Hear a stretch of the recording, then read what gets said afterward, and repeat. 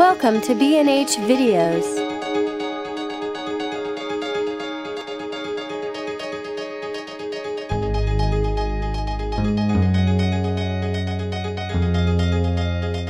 I don't usually do presentations like this, so bear with me.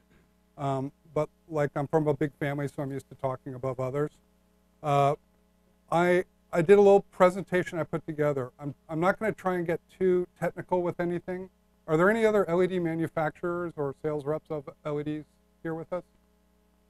Okay. So the idea is to give you a little information about who we are, because maybe some of you wanted to know how it all started or what was the cause. And we'll go through some things and we'll answer some questions and hopefully make it worthwhile for your time to come down here. All right, so let's see. I don't use these. There we go. So Litepanels is, and I played with that for a while. Who is Litepanels? Because it's a single entity, but it is a plural. My mom was an English teacher. We are a Vitec group. Okay, so is anyone familiar with Vitec? Vitec is a company that owns a lot of company products you've seen or bought.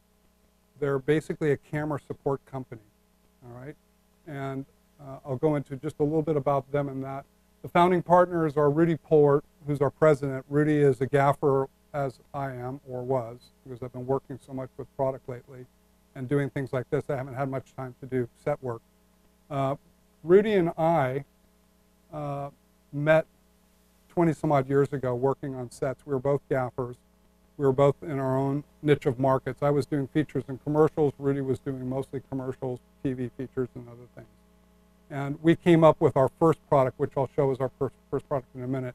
And then several years later, we partnered up with three other gentlemen, Fred Holmes, Ken Fisher, and Kevin Baxter. Now, if anybody's a car photography enthusiast, they're familiar with the Fisher light. Fisher light is a large box, reflective, high output light box above sets for cars where you're actually, when you're shooting cars, you're looking for reflective values more than you are direct values. And they came up with the Fisher light box. All of us are more trained, some of us are more trained than others in regards to education. I barely made it through 1 year of college. My interest was always in doing things with my hands, so I went into the film business and learned lighting, but was always trying to come up with another idea for how it had been done for 100 years. My father-in-law was who actually gave me the opportunity to get my foot in the door in the film business. He was a lighting director, or what we call in the film business a gaffer. His name is Earl Gilbert. And Earl was the gaffer on The Greatest Story, Catch-22, The Graduate, Close Encounters, True Grit, Chinatown. He had a plethora of resume work that he had done. And one of the things he taught me was, trust your eye. Don't make it bigger than it has to be. And I think those things have led into what my partners and I have tried to develop with the product. So there's just a kind of an insight into who really Litepanels is. In the Vitec group, Vitec is, isn't that pretty? I figured out how to do that myself. We were acquired in 2008 by Vitec. Now, Vitec owns Monfrado, Bogan, Century, AutoScript. They basically have gone in and purchased companies that have shown an extreme willingness and interest in developing product constantly, not being happy with just one thing and letting it sit. And the value for us was we wanted to reach a bigger market. We wanted to take the product to a worldwide market that we had started to attack and show. But we really wanted a little bit more solidarity, and that's the reason we went with Vitec. One of the things we did in the decision to go with Vitec is Vitec's a company that's hands-off. They recognized what we were doing, why we were doing it, and they wanted to help us get to a bigger market. So we still run the day-to-day operations. We still make the flights to do this and not ask somebody else to do it. And it's turned out to be a very successful relationship. We're going into the second year, and it's very productive. Some of you may remember our first product, which was the ringlite cinema. If you hadn't, it's basically a 19-inch disc for putting around the lens for beauty shots. Most people are familiar with them. They've been made out of cardboard, plywood, sockets, fluorescent tubes, Christmas lights, a lot of different things. What we did is we realized that there was a big interest in this in the film market. And so with that in mind, we wanted to make something that was easily rentable from a production company instead of going over to the Gaffer or Best Boy and asking, do you have one of those in your garage that we can rent for the day? Or a cameraman that may have made one and carried it with them. Because a lot of people like it. And what it was able to do was, it was able to give you a collimated light into a specific area. And the way we did that is with the lensing on the LEDs, each individual LEDs. And I'll kind of show you just a brief description of the LEDs so you can get an understanding if you don't have the knowledge of it. Welcome. An idea of how it works. But the ring light was very successful, one, because everybody wants to have the flavor of the month on their job. Everybody wanted to try it. We were able to access, through Ken Fisher's Lightbox world, a pipeline worldwide. And we were able to get it out to the world instantaneous for people to see and try. It was very successful. The fact that the light has 3 concentric rings, if you will. So you could have 1/3 on and it would be a string of lights. And you could also dim the intensity without any color shift. That's a big thing for a lot of people, simply because it's a characteristic of the LED that is very important. We'll go into that a little bit later in regards to voltage and current control, or constant current. Meaning that you want to give the light enough energy so that it's working properly, but not overdrive it or underdrive it, because that will end up killing the bulb. We'll call it the bulb. So the ring light was our first product, and it was out and successful. And then the second one that hit the market was the Litepanels Mini. We showed this at NAB. We were at the back of the booth. We did one press release, and we did a short flyer, and we were inundated with people every day, 8 deep, and we were at the very back corner of the central hall. So we knew that we had a lot of people who were interested in the product, and everybody had read about it or heard the buzz about it, and they wanted to see it for themselves. And as many of you know, you may not be able to understand foot candles, lux readings, this and that. It goes back to kind of what Earl said, trust your eye. You'll know what the capabilities is of your camera. As you've seen a camera you bought 5 years ago, now you can buy one that's 3 times as well, or as good, but it's 1/3 the cost. And having the ability to have a daylight source that you can actually adjust the output from and not have a color shift, or change the color with the usage of a gel or filter that slides in, really kind of revolutionized a lot of things at the same time as the cameras were changing and the media market was changing. If you think back, we had this market that was established that you went to the movie theater to see a movie, and you went home to watch TV and the news. And then on the backside of that, the labor force that was creating all of that media content was going through a transition of big film cameras, big lights, power batteries, and all this and that. Suddenly the transition was happening at the same time. You had cameras that were capable of shooting with less light, or for those of you more daring that understood the film exposure process or the shutter effect or the digital camera, you knew that you could stretch things further and further.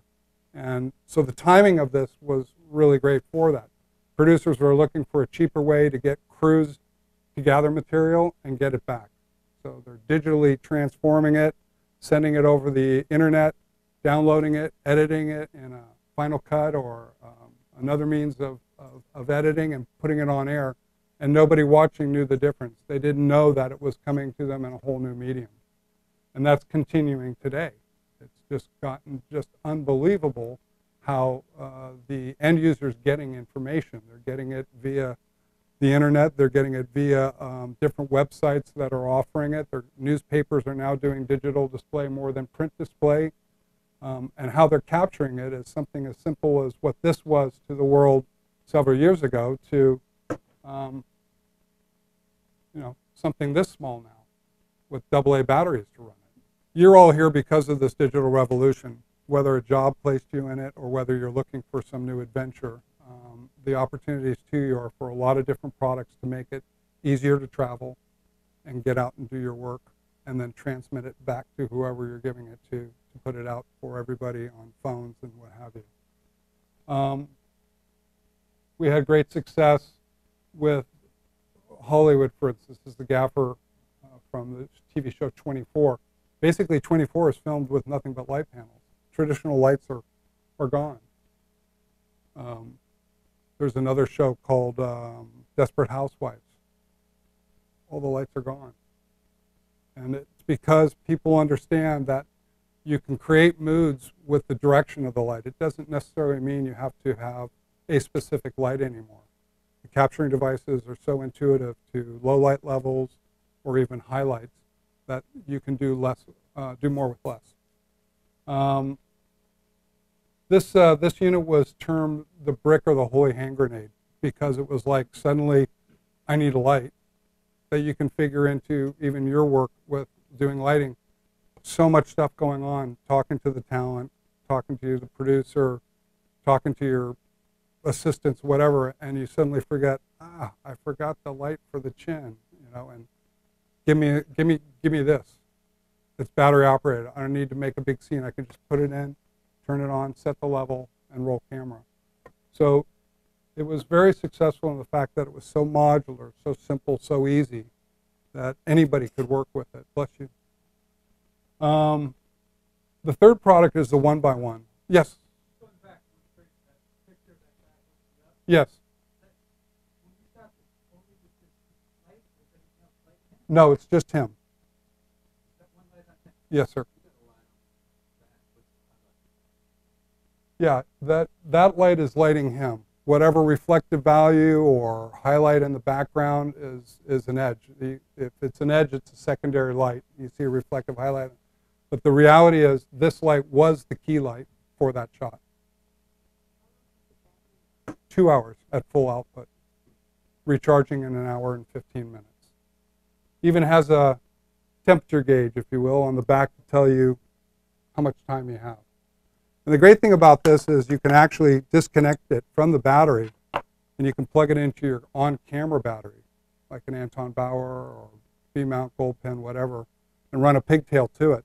Because it's only using 0.6 amps at 12 volts, which is basically you're drawing 7 watts worth of power but getting about 35 watts worth of light out of it.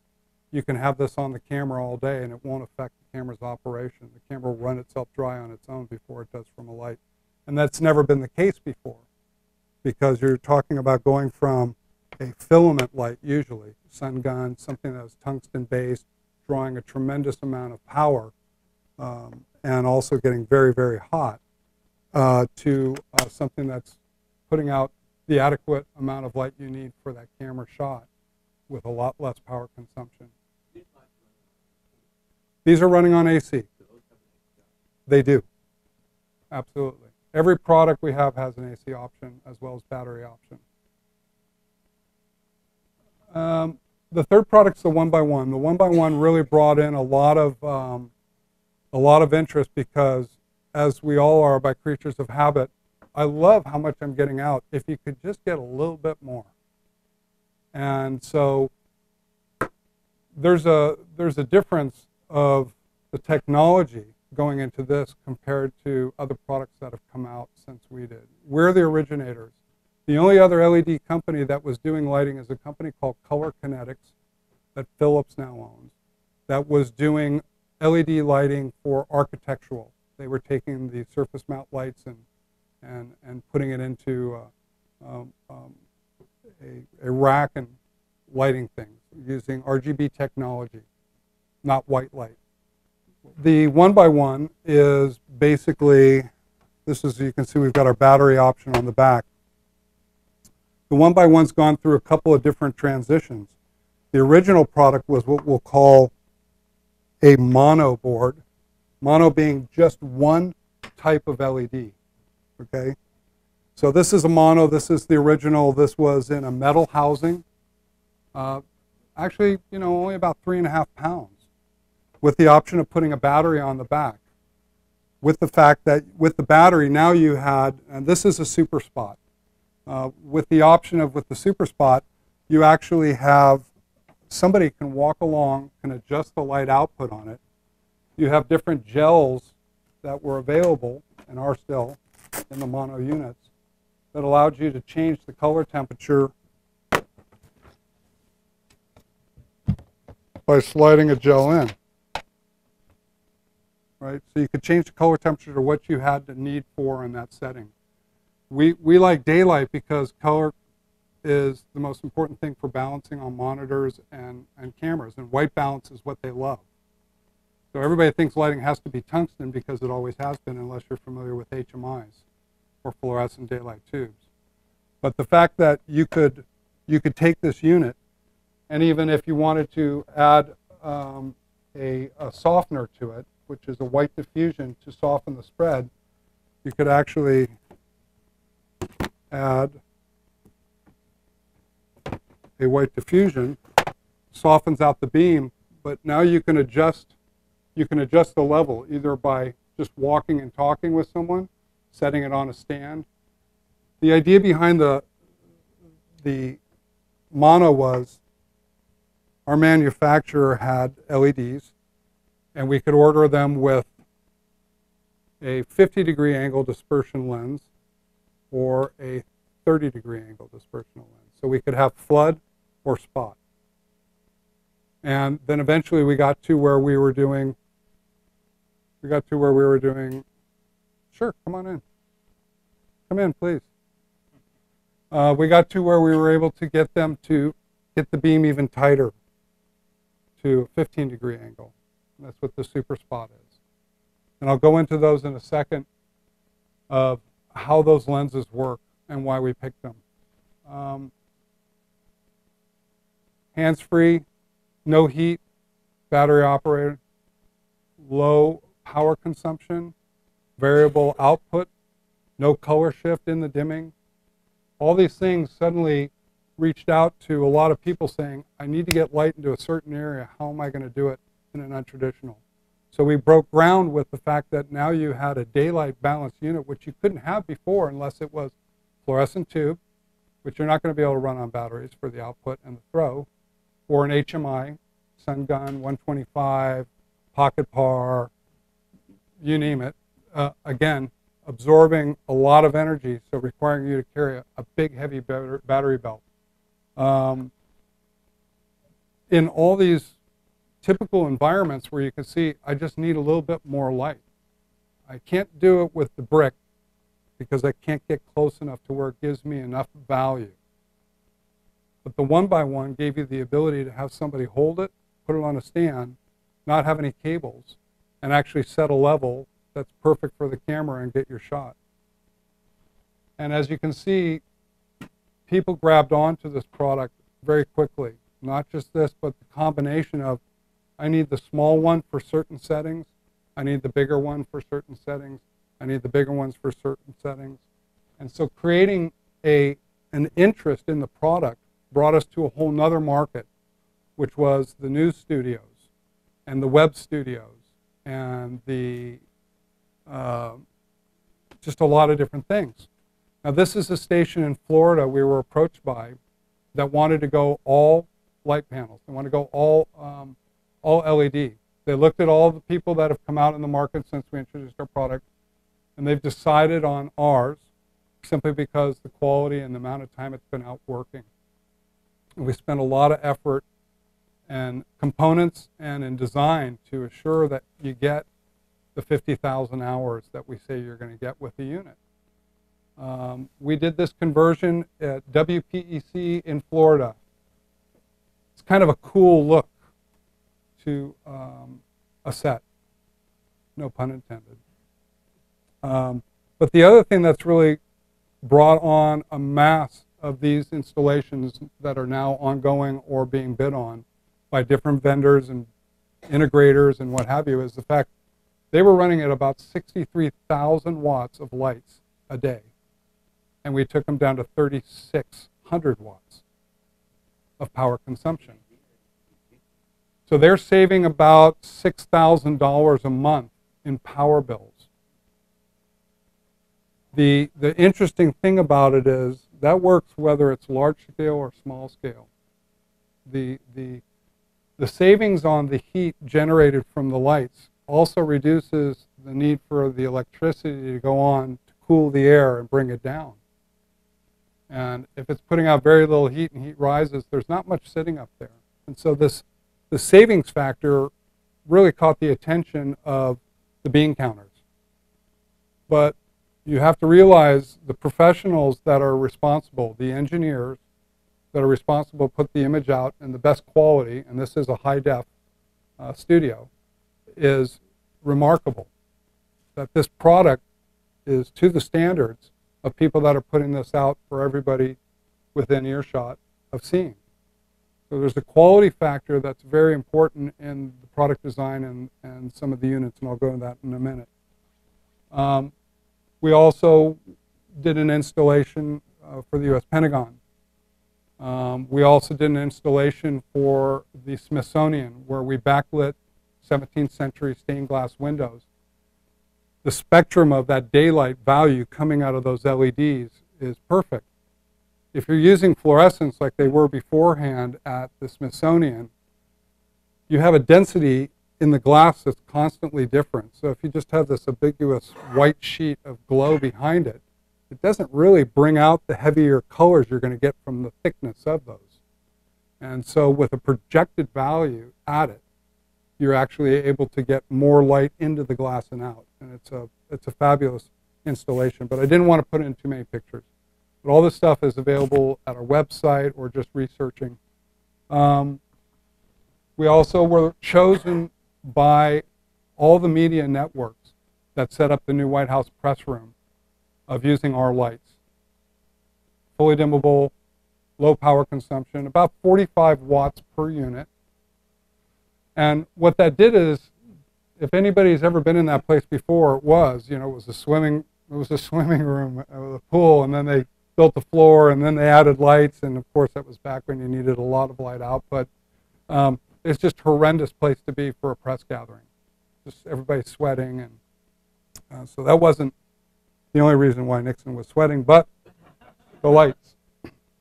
So all the networks came and made a decision. Lighting design group out of New York City, which does a lot of prominent projects, went and had this installation done. We're very grateful that the rest of the world, from all the media that comes to cover events there, is able to see new technology and whose it is. Lately, CBS has been a big user of our products in a lot of their remote location filming, 60 Minutes, Sunday Morning Show. But all the networks are gathering interest and taking it from the one camera guy who said, look, I want this light with my package because it makes a difference. And suddenly all the other guys are saying, I want it too, I want it too, I want it too. There's a reason for it. The reason is the quality of the light, and also the fact that it holds up and it's fairly bulletproof. This is another aspect of our design factor, is in that this unit can be modular. Handles can come out, it can go into a pre-designed frame. So if you're a rental house and you've got 16 units sitting in a frame and suddenly it's not the flavor of the month anymore, you're losing money by it sitting there on the shelf. But the fact that you can actually put a group of them together, you can either tie them together with this, we did a small power pack on the back, and they're running it on 12-volt batteries. So this was a cameraman by the name of Adam Beckman, who was shooting I believe it was a Sprint or Verizon commercial here in New York. And he loves the product because it's versatility. You know, I think you guys all recognize this location. It's in your city. Running cables to a traditional light creates a lot of confusion. People walking it over, they see it and they don't know whether it's a stop sign or to walk over it. Having to have extra production assistance to make sure that somebody with a physical inability to get over it can be helped. The quickness of moving it around instead of moving all the cable and the distro boxes and the lights. And so they were able to get across their shots in an open environment with no problem. And it kind of comes back to that thing. If you're looking at lighting, Matt and I over here doing video. Hi, Matt. We're talking earlier about, well, how do you set light values? The best thing I can say is that you find the value that you're given, and then you accentuate upon that. To try and change it all becomes utterly ridiculous, because you're asking for more time, more money, more people, and you may be losing the spice of the moment. So having that flexibility of being mobile and being able to adapt is where lighting plays off to the most benefit from everyone, or for everyone. Having the ability to have a stream of light coming in from a window, but you're fill sides down and walking up and just setting a value is pretty cool. Crews love it, because they're not having to carry all that heavy cable around. So you can see the smile on their faces while they're talking about next week's game. And that's the finished shot from that environment. There's no other lights playing in that shot other than this prominent soft key light. That was very easy to set up, very easy to manipulate, and they got a very great shot. Again, another location for another spot he did, Times Square. Generators, cables, crews, PAs, cops, you name it. I mean, it's just one of those things that's been a constant in every city, whether it's in Jaipur or whether it's in Honolulu or in Beijing or in Seattle. It's always an issue when you're bringing something out into the public of having the ability to be, you want to be responsive and creative to that moment. That's why you picked it. That's why you picked that time of day. Suddenly some cop coming up and saying, you got to stop because you're blocking the tram or whatever. Yes, sir.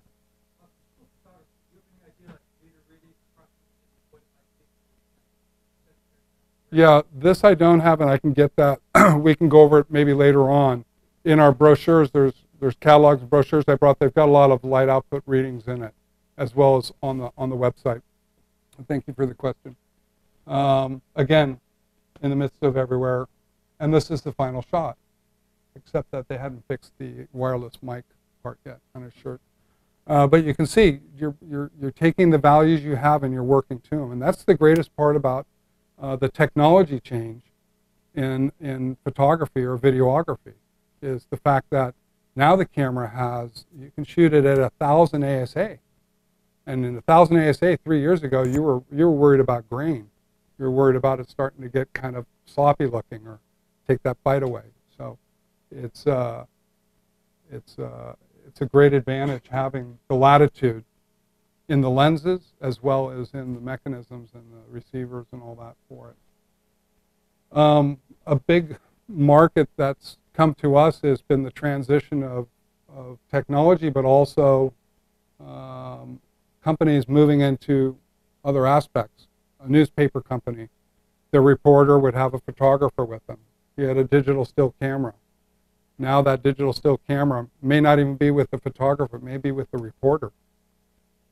And the reporter is asked to shoot moving pictures as well as stills. So the different camera companies that are coming up with that ability have created a whole new way of either saving money or being more creative. And so in moving pictures, you want to have constant light so that it's not changing on you.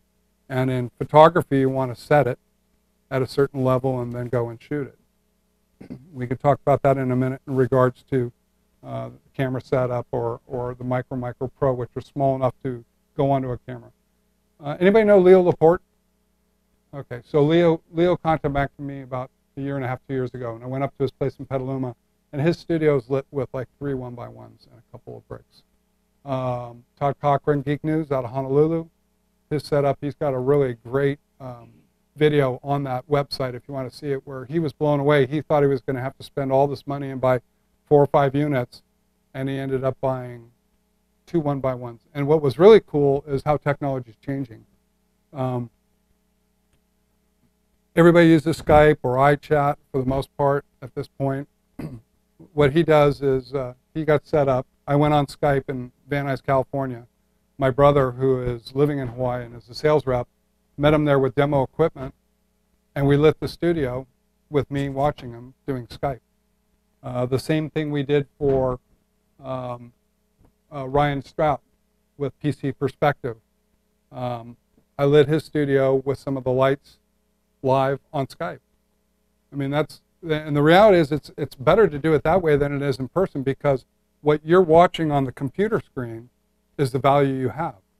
You're not able to manipulate it like you would film going through processing and timing and all that. So the influx of interest of Dick DeBartola, the Gizwiz, his studio here in New York, set up with them. There's a lot of people that are doing it. There's more people that we even know about that are doing it.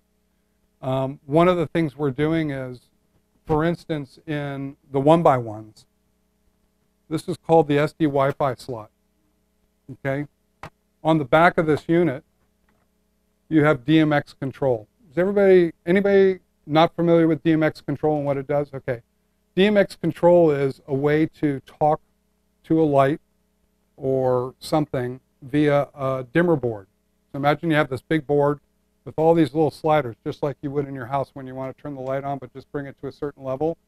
Imagine this board has a bunch of those, and it can actually talk to this light and tell it, take the intensity down. Slide the dimmer down, takes the intensity down. What the SD Wi-Fi card slot is for is this new opportunity to talk to it wirelessly with Wi-Fi. And so what we have is, coming out at NAB, our iPhone and iTouch application, where you'll be able to use your iPhone or iTouch to talk to this light. Okay, well, why do I need to talk to it? You need to talk to it so you can control it. The light you mentioned in the shot with the brick, handheld, back edge. Let's say you're doing an interview. You set it up, 3 lights, simplest way: key light, fill light, backlight. And suddenly the picture they gave you of that corporate executive that you were going to interview was 20 years ago, and he shows up and he's got no hair. The biggest factor is that backlight now creates this hot splotch. Do you want to bring a ladder out and have somebody climb up there and adjust it, and then he's like, what are you doing? You actually can have the ability to, just from your camera, just take that light, turn it off, or dim it down. So having the ability to talk to the light is really intriguing. What I'm doing right now with Cisco and ESPN is we're setting up studios with 1x1s. Because it's Wi-Fi, we run it through a bridge to an IP address in Bristol, Connecticut. They can talk to the talent lights in Dallas, Texas. Everybody doesn't have the same skin tone. Everybody's reflective values are different as regards to photography. So somebody can look at who's coming in and say, it's a little too bright, I'm going to dim it down. Or even in some of the units I'll show you in our bicolor, change the color and add a little bit more warmth to it. Make the skin tone a little warmer. These are things that are not really doable by a lot of people right now, but this is what we're doing, because we're constantly trying to take it to the next step of where technology is taking everybody.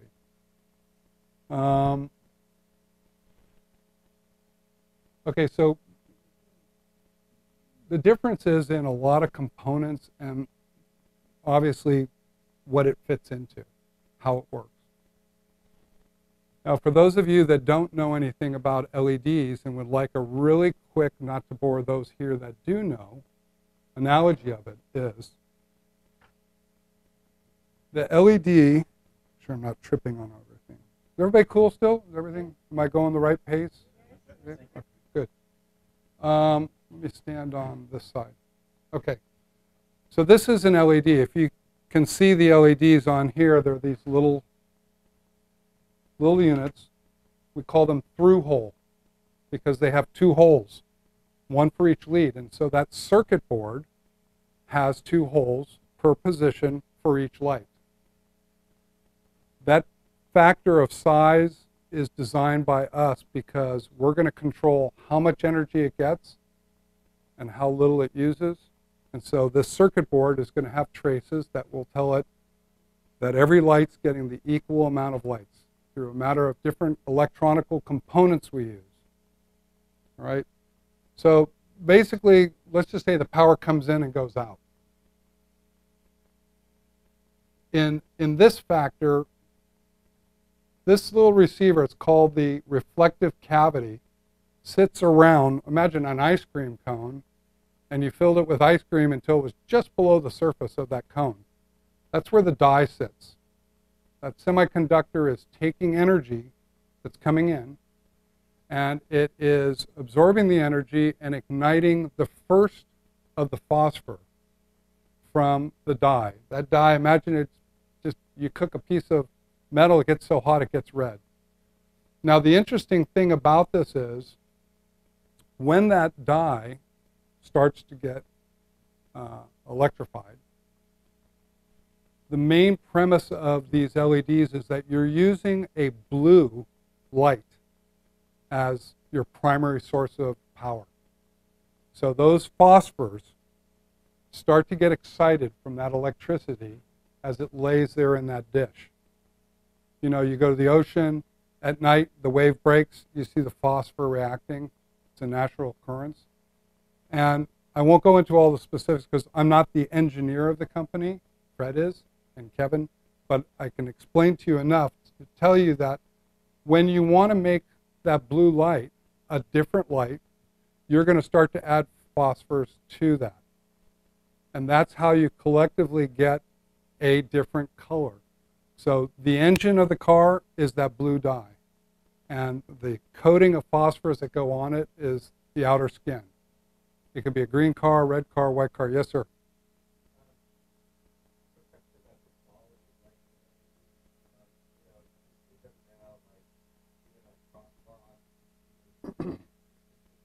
Mm-hmm.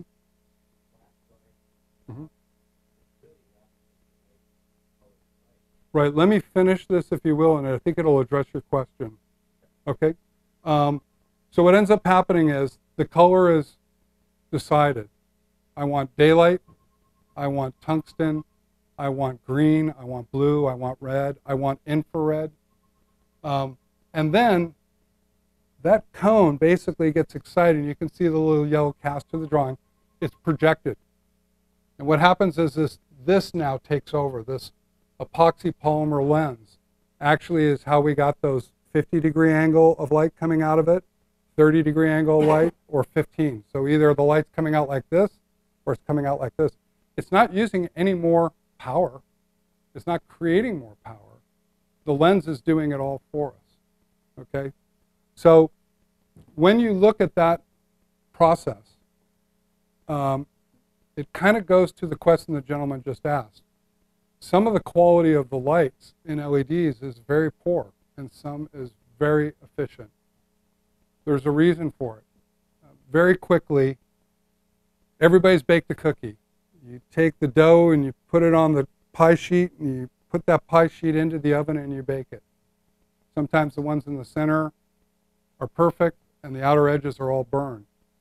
And the reason for that is that's how they make these dyes.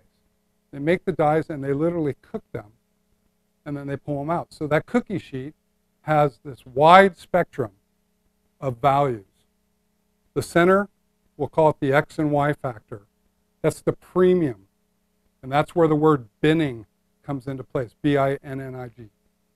Binning is where you say, I know it's always perfect at that point in the baking. That's what I want for my product. So what do you do with the rest of it? Keychains, flashlights, because their spectrum value is off. They're not at the perfect point. And so what we've done since day one is we bin the best LED from each batch. We pay a premium for it. Everybody said since day one, because I read the blogs because it's important to see what people are saying. There's a part to that. I just realized I was probably not in good light for you, Matt. Sorry, I'll move back over here. There's a part to it where you have to pay for the value and the quality. Okay? And most people have no problem with it as long as it does what it says it's going to do. Last me, work, take care of all the things I needed to take care of. So yes, you can walk through the store and see a number of different competitors that have come onto the product because they're manufacturers. They're not redesigning the wheel like we have done. Everybody's gathered from us. They've taken our products apart. They've found a better way of buying cheaper LEDs in quality and price and offering it for a discount lower than what we're offering. There's a reason why those LEDs are not costing them what they're costing us. And there's a reason why they can sell them cheaper than what we do. And you have to take into account through this whole process, there's been a lot of effort put into designing things that make them work better. Anybody here know about pulse width modulation?